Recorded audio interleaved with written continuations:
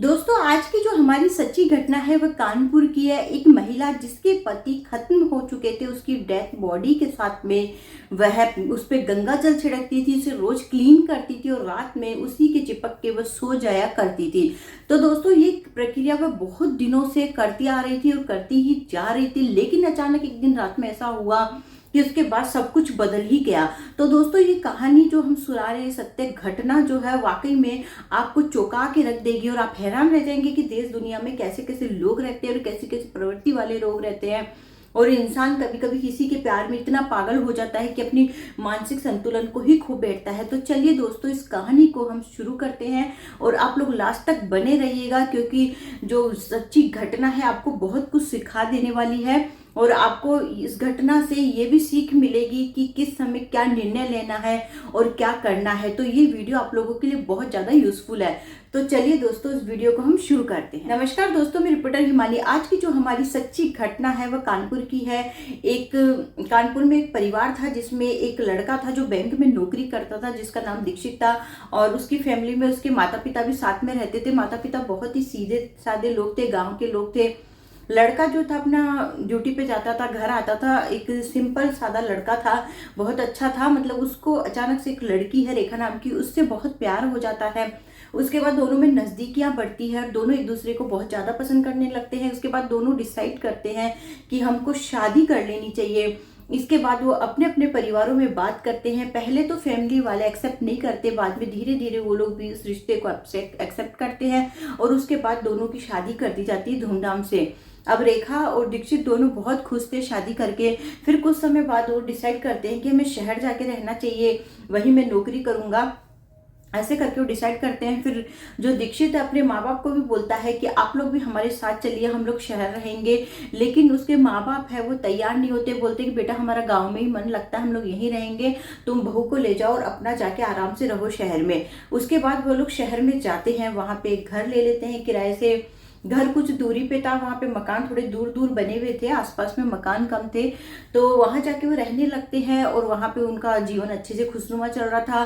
दीक्षित अपना काम पे जाता था, घर आ जाता था और दोनों पति पत्नी अच्छे से टाइम स्पेंड करते थे। ऐसे करते करते मतलब 5 एक साल निकल जाते हैं और दोनों का रिश्ता बहुत मधुर चल रहा था।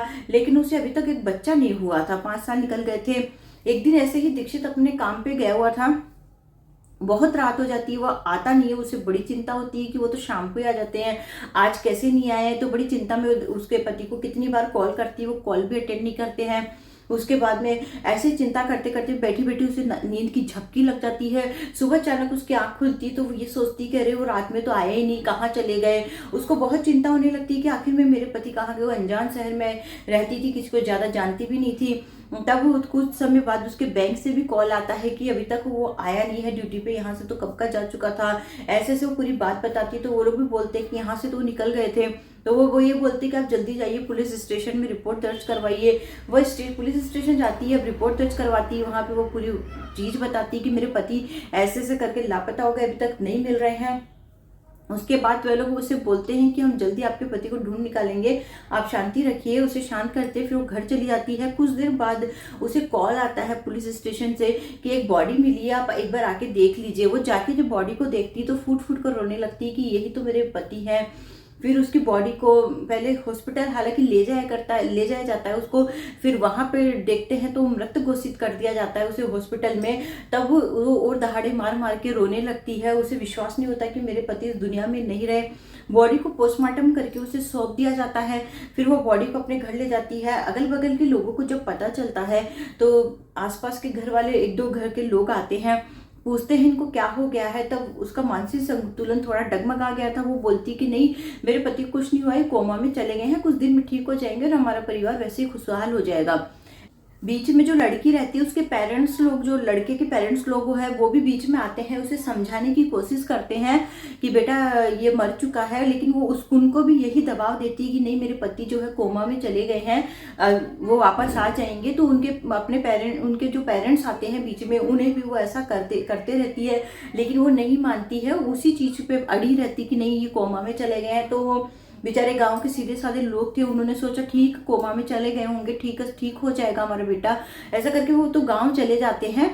ऐसे करके वो बिस्तर पे अपने पति को लिटा देती है और डेली का उसका नियम बन जाता है, वो अपने सुबह अपने पति को गर्म पानी से पोंछती थी, उसके पूरे कपड़े खोल के फिर उसे वापस कपड़े पहनाती थी और शाम को उसे गंगा जल से छिड़कती थी और उसे अच्छे से साफ वाफ करके और उसी के पास में खुद चिपक के लेट जाती थी। ऐसे करते करते बहुत दिनों से वह यही प्रक्रिया को दोहरा रही थी। और एक दिन अचानक से कोई पड़ोसी उसके घर पे भी आया, तो बोला कि एक अजीब सी स्मेल आ रही है, तो बोलती कि नहीं नहीं, मेरे पति कोमा में चले गए हैं, वो लेटे हैं, तो ऐसे आ रही होगी, वो जल्दी ठीक हो जाएंगे। उसकी मानसिक स्थिति ऐसी हो रखी थी, वो पति के प्यार में इतनी ज्यादा अंधी हो चुकी थी कि वो मानने को तैयार ही नहीं थी कि मेरे पति इस दुनिया में नहीं है। उसे ऐसा लगता था कि मेरे पति वापस आ जाएंगे, कोमा में चले गए हैं, इसलिए वो अपने पति को रोज क्लीन करती थी और रोज गंगा जल से उन्हें साफ करती थी। ऐसी प्रक्रिया वो दिन दिन दोहरा ही जा रही थी। ऐसे करते करते बहुत समय निकल जाता है, 4 महीने निकल जाते हैं। उसकी बॉडी से बहुत गंध आने लगी थी, लेकिन वहां मकान दूर दूर होने की वजह से वो गंध इतनी नहीं फैल रही थी, नहीं पता चल रहा था। जस्ट सटे हुए मकान रहते तो गंध जरूर पता चल जाती, इसलिए गंध का इतना पता नहीं चल रहा था, इतनी ज्यादा गंध आने लगी थी। और 4 महीने निकल जाते हैं, लेकिन वो फिर भी अपने पति को वैसे ही कर रही थी। बॉडी एकदम गल चुकी थी, कंकाल दिखने लगा था, लेकिन उसको ऐसे लगता था कि नहीं, मेरे पति भी है, जिंदा ही है। वो इस चीज को मानने को तैयार नहीं थी। ऐसे कोरोना का समय लगता है, कुछ डॉक्टर की टीम आती है सर्वे पे। जब वो उसके घर आती है तो उन्हें बहुत ज्यादा दुर्गंध आती है गेट के पास से। वो बोलते कि अंदर से बहुत दुर्गंध आ रही है। डॉक्टर लोग समझ जाते हैं कि बॉडी के सड़ान की कुछ गंध है ये। फिर वो बोलती है कि नहीं, वो मेरे पति है ना, जो कोमा में चले गए हैं, वो उन्हीं की गंध आ रही है। वो उनको भी ये बात बोलती है तो उनको बड़ा आश्चर्य होता है। वो लोग लेकिन अंदर जाके जब देखते हैं तो देखकर आश्चर्य कर जाते हैं। बॉडी पूरी गल चुकी है, उसमें से कंकाल दिख रहे हैं।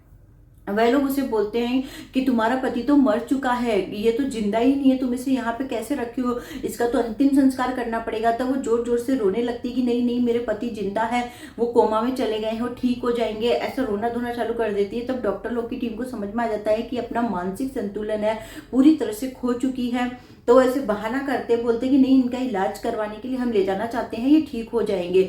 ऐसा बहाना करके वो उसे ले जाते हैं, उसका अंतिम संस्कार करते हैं। और जो वो उसकी पत्नी थी, उसे जो पागल खाना था, जो उसका मनोचिकित्सक वगैरह के पास में, उसे ट्रीटमेंट के लिए भेज दिया जाता है। वहां पे उसका ट्रीटमेंट चलता है और मतलब जो उसकी बॉडी थी उसका अंतिम संस्कार कर दिया जाता है।